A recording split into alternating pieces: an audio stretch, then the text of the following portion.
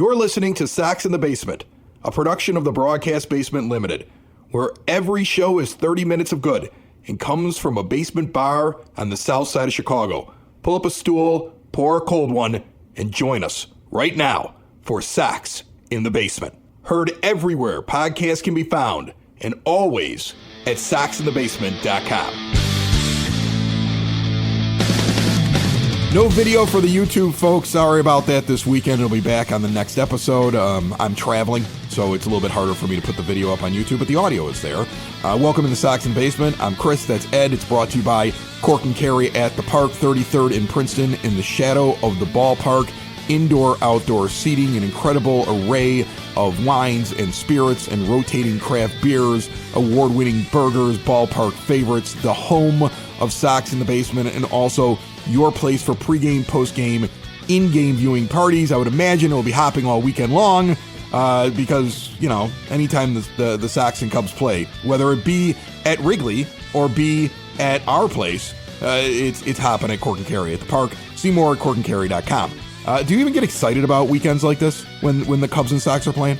More so when there's a competitiveness between the teams, and I feel like I'm a little bit more excited about it because of the way they came off that road trip. That it's you have a team that's actually hot in the White Sox, and then you've got a team in the Cubs that is actually playing for something, and so there is a little bit more excitement because now there's an absolute opportunity to do a little spoiling this weekend for the White Sox. So I'm kind of looking forward to it, but do I look forward right now to the rivalry, to talking trash against Cubs fans?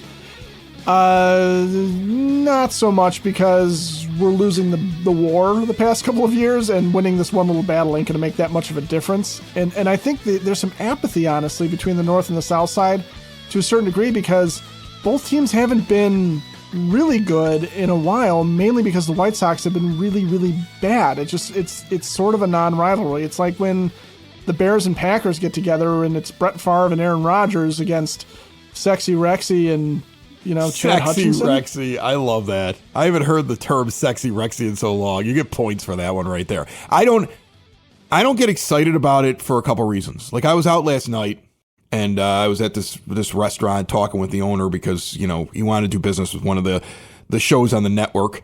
And he knows about the White Sox show. He knows about this one. And he was like, "Are you going to the games?" And I was like, "No."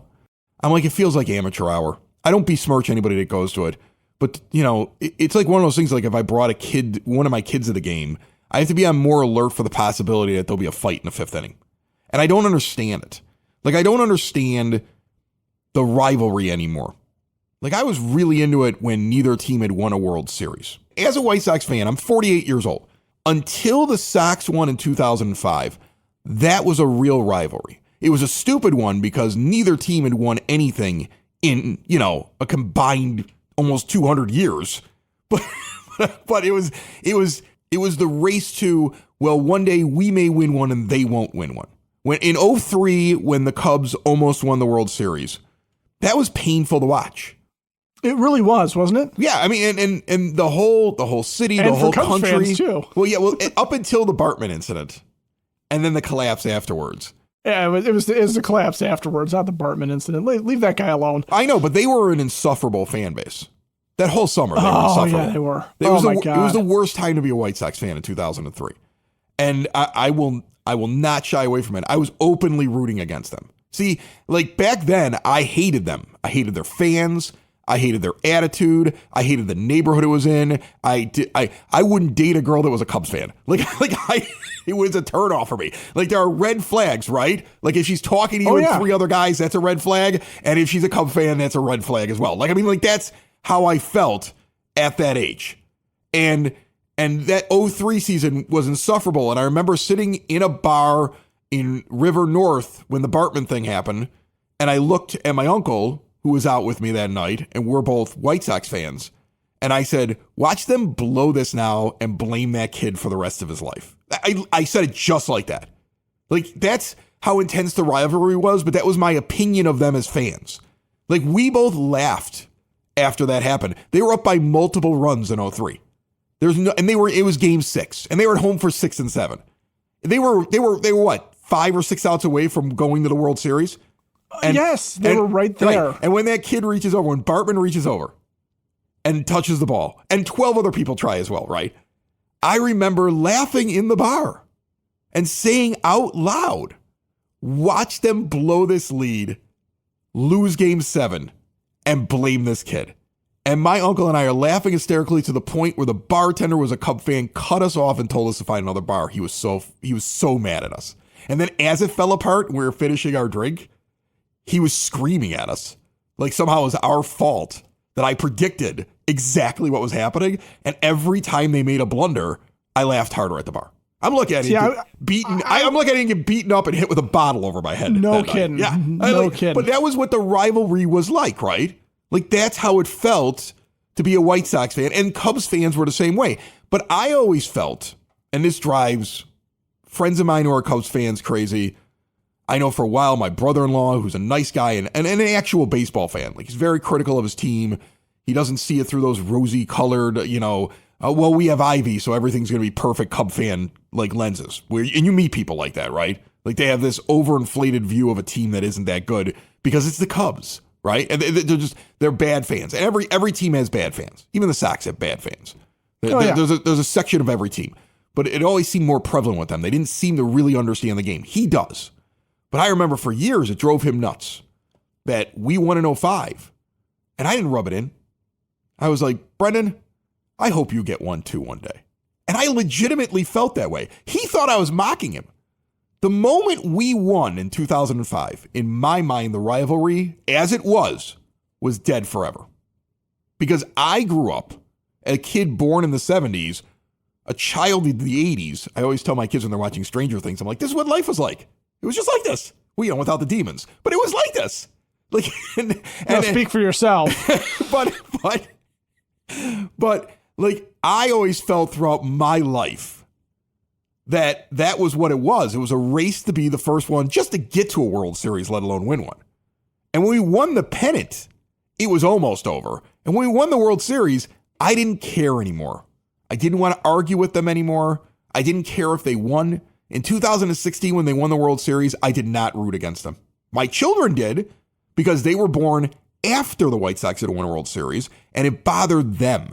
Like, my daughter hit a high five with me when I can't remember who it was in that game that Lindor hits a home run late in that last game of the World Series and either ties it up or takes the lead. It was right before the rain delay when all Cubs fans were like, we're going to collapse there in Game 7. Like, it was the Indians were going to win. Like, I mean, like, I remember my kids were pumped up when it happened. I actually said to myself, I'm like, that's too bad. Like, I felt bad for Cub fans. The rivalry died for me when we won the World Series 20 years ago. I mean, this is the anniversary of the White Sox winning the World Series. And this year, it's 20 years. Teams leaning into it because they don't have very much else. And it died for me when they won the World Series. These weekend games against the Northsiders don't matter as much to me as the one-game exhibition that didn't count when we would play them in the 80s and 90s. They don't matter as much to me. Am I nuts? No, I think interleague play did water it down because they face each other so often. And like I said at the start, there's got to be some stakes on the line, right? And the White Sox right now are not going to the playoffs. The Cubs might go to the playoffs. And the White Sox might play a little bit of spoiler, but it's so early still to make. I mean, if this was September, yeah, you'd sit there and go, this could be interesting. If it was the last weekend, if it was the last weekend of the season and the Cubs needed to make it to the playoffs and we could play spoiler, a lot more interesting. Okay, then I'd be into it. Then I would be into it. Then I would go out and watch those games in public. Like, I'd go to Cork, but I'd almost want to go to some place up on the north side and wear my hat and just sit there with a look on my face, like acting, and tell them the whole time. Like, that's how I like to mess with other fan bases, right? You guys are going to win this game. You're so much better than us. You guys are going to totally win. I mean, like, we don't even have a chance. And then as we start to win, just have that wry smile on my face. And kind of look at them all and shrug like, whoa, I don't know what happened. You guys fell apart. Like, that's how I rub it in. But like, that's so Cubby. Oh, you're so Cubs. But in terms of like the intensity, it's not there anymore for me. Like, and the ticket prices are a little bit higher. There's a possibility of fights. You have way too many conversations with morons. You do. You do. At games like that, you have conversations with idiots. No, It's impossible. You will run into intelligent baseball fans. You will see the good Sox fan, but you will run into the meatball Sox fan and the moronic Cub fan 9 times out of 10 in your interactions at the ballpark this weekend. And then, like you said, you got to make sure that your children aren't in between them, because they're going to come to blows at some point, because they're going to say something. There's going to be some stupid argument that comes out of it. I've seen stupid fights that aren't Cub Sox ones, but Cub Sox ones are ratcheted up. They are. You're going to be at the game at some point this weekend, and you're going to see a melee in the bleachers. You are. Yeah. You're going to see, and it's going to be like, wow, that's stupid. It's so stupid. And I don't get it, because I don't see where the rivalry exists anymore. They play baseball on the north side. We play baseball on the south side. They have completely different ownership than we have. We should be embarrassed by the way our team operates. They operate like a major market team far more than we operate like a major market team. They have an awful lot of talent and they're going somewhere. We're going nowhere. We're hoping that a guy who's hitting 200 right now and just got over to Mendoza line is going to spark interest because he's hot for the last week or so, and we can trade Luis Robert Jr. because we're not going to give him his $20 million option next year. And they're like, we don't even need Luis Robert Jr. We're not on the same playing field as them. And again, the rivalry, I mean, I may be nuts. There are people listening right now going, Chris, you're crazy. Rivalry's always there. The rivalry died in 05 to me. It really did. I became sympathetic to them. I would never root for them openly. But when they went in that run in 2016, I was like, good for them. Like, I called my brother-in-law up. I'm like, good for you. Congratulations. And he thought I was mocking him. He's like, the one time I was sincerely congratulating him, he's like, you're just mocking me. You're just mocking me. Because you know what hurt him? It hurt him that I told him congratulations because he know we got there first. I think a lot of Cub fans, it still burns them they didn't win in 03 and we won in 05. If you're from our generation or older, or maybe even a generation younger than us, it burns those Cub fans that we won in 05 and we beat them to it. It was actually a race. It was the first team to the moon. They were Russia. They got up there. They went around the globe first, right? They had Sputnik in 03, but they didn't set foot on the moon. Allegedly, because who knows if we actually did that, because for some reason now we can't get back to the moon. Can we, Ed? We can't. We were able to go in 1960. We don't have the technology to go there now. Isn't that weird? It's weird.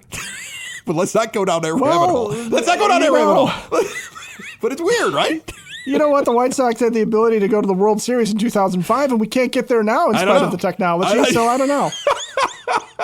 You're right. So maybe it's not so weird. Maybe that's the way that things are. The Sox had a huge game. I want to get into it real quick, though. Let's talk about Window and Door Superstore of Oak Forest. They don't come to your house. And that's not because they don't like you. It's because they want you to come and see them in their showroom, and you see everything in full color. You get to see all the actual examples. You get to see the doorknobs. You get to talk with an owner that's on site, not some salesperson that's working on commission. Like, you're going to get really good service.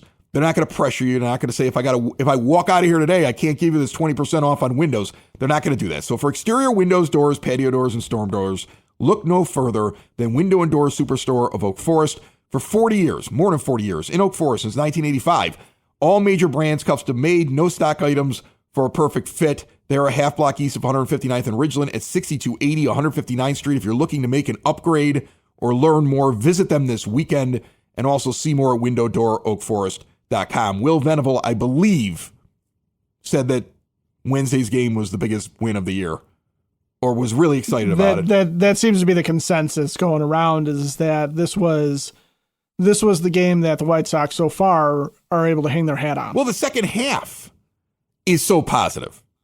I mean, please, don't get swept by the Cubs now and crush me. But the second half is so positive because, again, you went up against the Pirates, who suck, and then you played in a minor league stadium for 3 days and took 2 out of 3 from the Rays. And you won 11-9. And it was your guys who were in AAA, who are making the jump to the majors, who may have felt more comfortable in George Steinbrenner Stadium, because Colson Montgomery has a home run. He's a big part of that. He drove in 5 runs. Kyle Teal has 4 hits. That's his career high in a very short career so far. It was the young guys doing it. Robert Jr. was contributing, which you need, so you can trade him. They win 11-9. They come back from behind twice. That's what you want to see. You want to see young guys who are excited to play baseball get a growing belief that not only can they do this, but if they're losing a game, they can come back and not getting down on themselves. That's a big difference from the second half of last year. Oh, absolutely. And lost in that, too, a little bit is Jonathan Cannon has a terrible start, but also has a career high in strikeouts because he turned it around to finish off that start. Now, he only made it 4 1/3, but the fact that he got 9 strikeouts in that 4 1/3 and was able to calm himself down and come back from it, that's going to be a huge thing for him going forward to sit there and know that, okay, I gave up a bunch of runs. I put my team in a hole, but I was able to keep battling. And then I was able to start thriving too. And it's not like the Rays lineup is a terrible lineup or anything along those lines. They still put up 9 runs that day. It's just one of those things where showing some resiliency, showing the ability to come back and not give up. And really, I think Venable to a certain degree, having faith in Cannon and then obviously having faith in the young guys to keep playing them, it helps. And you're right. There's probably a comfort level playing in Steinbrenner Stadium. It's a AAA venue. Kyle Teel gets his first major league home run there, which he's yet to hit one out of a major league ballpark. But it's still encouraging. I mean, it's still major league. Feel better. It's still major league dimensions. But I mean, I think it looks different, right? That's what I mean. It's a comforting thing for a kid that's still trying to figure out how to be at the majors and get 3 days in that place. Yeah, the outfield, the batter's eye, what you're seeing in that stadium, it's smaller, right? It's smaller than it's going to be for them at home this weekend. It's smaller than it's going to be in just about any other stadium that they go to. So it's probably quieter down there as well. I mean, Tampa was not always known as a noisy stadium, or it was a difficult stadium when they were playing at the Trop because the stadium itself was insane and ridiculous and hard to hit in. But the fans are not raucous. So you had a team that was able to sit there and concentrate on this and send one of the Rays starting pitchers all year down to the minors because they rocked him so hard. But it is important. I think it's important to see Colson Montgomery in particular driving in 5 runs, right? Because what is Colson Montgomery going to be for this team? He's got to be that big bat in the middle. He's got to be the run producer. And he's got to be a guy whose power is an absolute threat in the lineup because they need more of that. And they don't have it. And Teel and Caro as the next 2 guys that you're sitting there going, well, these are important hitters, so far haven't shown the power and they've been in the majors longer. Colson Montgomery, he's gotten a couple of them out, which is good in a short amount of time. And the one he blasted on Wednesday was 110 miles an hour, just about exit velocity off the bat. So it shows that it's not cheap. Right. We haven't had guys that hit the ball that hard in a while. And so that's what's exciting about that. And I'm going to take it. I said this on the last show. I'm going to take 3 games against Pittsburgh, who's down, and I'm going to take 3 games in a minor league stadium with my young team. I'm going to take 5 out of 6 to start off the second half. And now they get a lively crowd. Remember when I said like they would get a lively crowd for the big anniversary celebration? They really didn't. They didn't really get a crowd. Like, if you weren't there, trust me, you're not the only one who wasn't there for that weekend. I thought they'd be sold out the whole weekend. Like, this is the one thing to get excited about, was the idea that you were going to have all the guys from the 05 team and you're going to do all these ceremonies and stuff like that. And when you see video of it, there's nobody there. We got so many messages from people who are like, are you guys going to talk about the fact that the stadium was half filled on a weekend when you thought it was going to be like full? This one will be filled. It may be more Cubs fans because they're winning, but this will be filled. This will be a lively crowd at home. This weekend will probably be the liveliest crowd they get in their home ballpark all season long.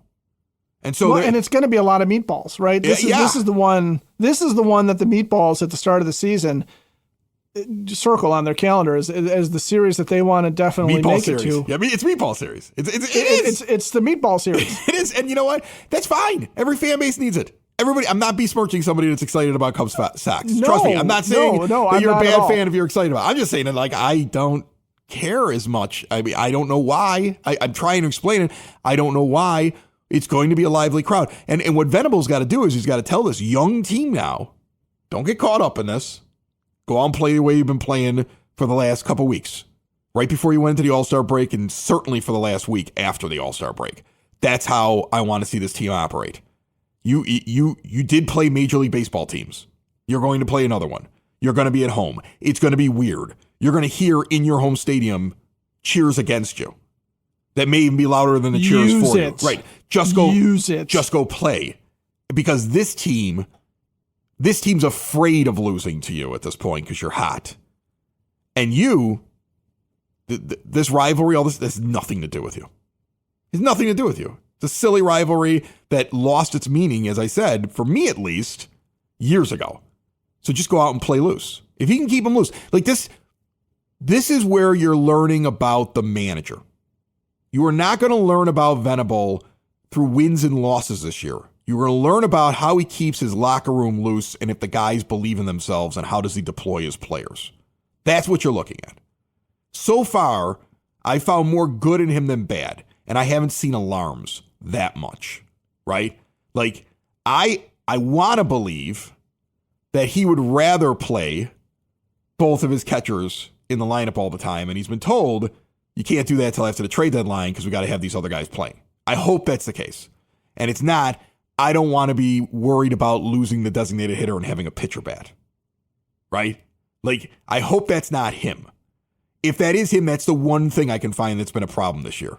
Because I would be giving Caro and Teal DH at bats when they're not starting a catcher. That'd be the only complaint I would have against him. And I don't even know if that's him. So far, I've loved the attitude. I love the way that he's kept them loose. And you have young players who have slumped and then come back from the slump and play better. Do you think that the other idiot could have done that last year? No. He lost his team right out of the gate. He had rookies that were questioning him like Corey Lee to the point where people are like, who's this rookie questioning the coach? Grifol couldn't do that. And that's why they slid and they fell apart. And it just got worse and worse and worse. They should never have been going for a major league record in losses. That was the leadership. That's why he's gone. And that's why he needed to go. But they should never have been doing that. And while Grady seemed like a nice guy, he never got them to actually turn that around. They lost the belief in themselves. What I see this manager doing is keeping them believing in themselves. It may be superficial. I don't have like actual empirical data, but it does feel like they believe in themselves. And that's something that they could not do last year in that clubhouse. No, not at all. And looking at, let's keep on the Colson Montgomery train here a little bit. One of the things that I noticed was that he has not been pulled for left-handed pitching, right? And early on he was. Early on, when he's getting comfortable. But since the second half started, he's really not been pulled. He's been facing left-handers and hitting 286 against their breaking balls, which is a nice little touch for Colson Montgomery. But what did we talk about with him coming up? That almost all of it was going to be mental with that kid, right? And here he is contributing. He's hitting the ball out of the ballpark. His whiff rate is down to a respectable level. In terms of his strikeouts, they're down to a respectable level. He's walking. He's getting on base. If there's one knock on him is that he's pulling everything. I mean, all of his hits are up the middle or the right field, except for the one home run that he hit out to left center. And he's hitting the ball hard. And he's got, when you look at his strike zone, his hit zone versus the rest of the league, he can get to the ball up, down, in, and out. He's doing a lot of really good things, okay? And Venable's playing him for that and letting him just go and work with it. And that's an important thing. He's not putting him in a position where he cannot succeed, all right? So I don't know if he's going to start against Shoto Namaga because that's a really tough left-handed pitcher, right? He might not face him, but he is a guy that Venable is showing a lot of confidence in.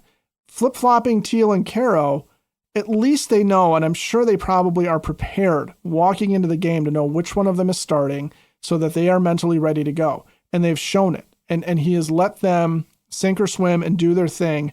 And it's a very much a Kyle Teal team versus an Edgar Caro team. You can tell who's behind the plate to a certain degree, right? You kind of feel it. Explain that. How do you feel it? Well, you can tell there's a little bit of a difference in how the pitchers operate, all right? And maybe a little bit of a different vibe. Caro is a guy that he is making the pickoff throws. He is a guy that is, it feels a little bit tighter in terms of how the team operates and his work behind the plate. It gives the impression he's the commander of the field when he's out there. Yes. I've talked about that's that before. That's what it is. He does. He gives that. Yeah. And Teal's feeling like he's still finding his way a little bit. He's good. All right. And he's loose, and you can see it when he swings and misses sometimes. He's got that body language of like, well, I'm a dumbass, you know? And you know, there's sort of this looseness about the team. But it kind of works, okay? When you've got a guy who's out there, who's commanding it, who is a threat to every base runner, who is seemingly running a very much a tighter ship with the pitchers as far as how they're being framed, how his footwork is behind the plate, and then Teal, who is just loose and all over the place and having fun out there. I'm not saying Caro's not having fun, but Teal is a guy who flops around, and he is a guy who is animated and moves. And you can sense a different vibe between those two. And it's kind of a cool thing to watch and look at if you can pick up on it. But like you said, you're right.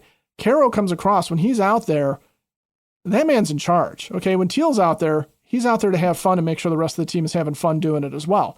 And they are. They're having fun, but they are focused. And it works. And you kind of do wonder, and I have no data to back this up, but you kind of do wonder if Venable's somewhat looking at this and going, this is the pitcher I want Edgar Caro to face, not because of how he's going to do at the plate, but because of how disciplined the team needs to feel with that guy commanding everything. And then here's a game that should be a hell of a lot of fun. Let me put Kyle Teal back there and see if we can have some fun on the field and do this. And that's something to watch for going forward too, is what's the attitude of the players when they're on the field? Because laughing and smiling is a good thing, especially if they're competitive. Not that they're winning necessarily, but as long as they are in the game and there's a chance, they're not getting blown out, right? And that sort of professional attitude and demeanor of, I belong here, okay? So you have both of those, and they seem to be rubbing off simultaneously. Montgomery looks like he feels like he belongs here, but he also looks like he's having fun, right? Chase Mydroth has been struggling lately, but he doesn't look like he's taking it too hard. He looks like he's just still out there trying his best, trying to be a professional, prove he belongs here, and is capable of smiling when he's on the field. And it's one of those things where that's going to become infectious too. And you do wonder, I mean, Luis Robert Jr., he's been known to brood, and you wonder if some of what's going on right now is this vibe on the team where the young guys are sitting there going, we belong here. We're having fun. We're playing baseball. This is awesome. And maybe Luis Robert Jr. is hot a little bit because he's feeling like, hey, you know what? Yeah, you're right. We should be having fun. This should be a good time. Go back to the guy who would run in front of Eloy Jimenez and steal balls that are basically in straight up left field, and watch Jimenez stand there and you know, cross his arms and look pissed off at him for taking his ball.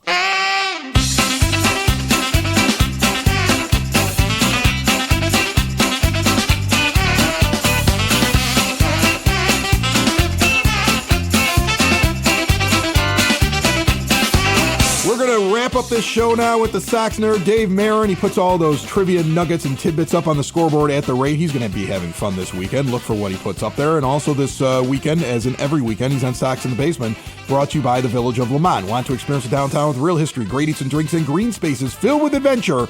Visit the Village of Lemont. Shop, dine, drink, explore. Check out cruise nights on a Wednesday. I took the whole family there this past Wednesday. Blocks and blocks of cars from the 1920s all the way to like Aston Martins. Like, I mean, there were some fancy cars that were out there. Cool. And there's all the eateries are open. There's food trucks. There's, you know, the liquor laws I think are suspended. Everybody's drinking in the streets, and it's on a Wednesday. So definitely check that out and everything else that they're doing at LamontDowntown.com. Nerd, what do you got for us? Fellas, Dick Allen was so powerful he once catapulted me back in time. My memories of the White Sox icon, who will be enshrined into the Hall of Fame posthumously this weekend, are present but not vivid. I was between the ages of 7 and 9 when Allen was making the White Sox relevant again, so specific moments aren't emblazoned in my consciousness. The fact that Allen played at night, sometimes late at night, limited my exposure to Allen's colossal feats in real time. That's not to say I wasn't aware of his presence. Oh, I was. Everyone was.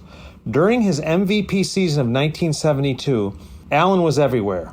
On the field, in the newspaper, on the radio, on TV with his own show, in ads, he was the forerunner to, say, a Mike Ditka or a Michael Jordan. It wasn't until years later, well after he retired, that it hit me what a unique baseball talent Dick Allen was. It did happen in Chicago, but not at Comiskey Park, the ballpark he made live, breathe, and jump again in 1972. No, this revelation occurred at Wrigley Field, and in 1990, some 13 years after he retired. At the age of 48, Allen, wearing a Sox uniform of the day, launched a 3-run home run in the first inning of the Equitable Old Timers game, which was staged the day before the 1990 All-Star Game. It was a launching two. From my perch in the left field upper grandstand, I could see the ball speedily arcing its way towards the sun-drenched left field bleachers. It landed 4 rows deep, setting off a mad scramble for the souvenir. The homer dropped the spotlight on Allen. He was the center of attention. The ballpark was electrified. Fans were marveling at the greatness in their presence. Then it dawned on me. This is what 1972 must have felt like at the corner of 35th and Shields.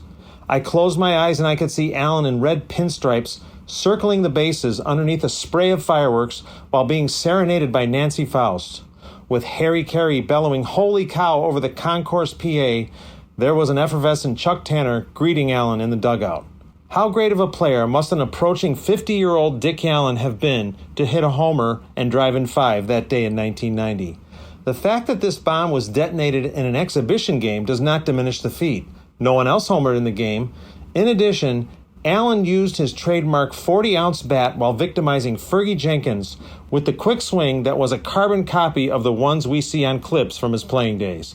Oh, and there was another exhibition stage that day, the Home Run Derby. Ever heard of it? In that showcase, where some of the game's top sluggers were facing pitchers with a degree of difficulty below the ones Allen had faced, only Ryne Sandberg at 3 hit more homers than Allen. In fact, Matt Williams and Mark McGwire were the only players to hit as many homers as Allen, and Allen out-homered Darryl Strawberry, Bobby Bonilla, Jose Canseco, Cecil Fielder, and Ken Griffey Jr. A player like Dick Allen, who ignites time travel, certainly belongs in Cooperstown. Before I get to my zinger, I remind you that gems like these and long-form pieces are on my blog, which you can link to at soxinthebasement.com. My zinger, in honor of the 20th anniversary of the World Champions, I'm going to zing frequently about that team, throwing out some gems you may not know about the 2005 Sox. 4 of the Sox top home run hitters against the Cubs were members of the 2005 White Sox.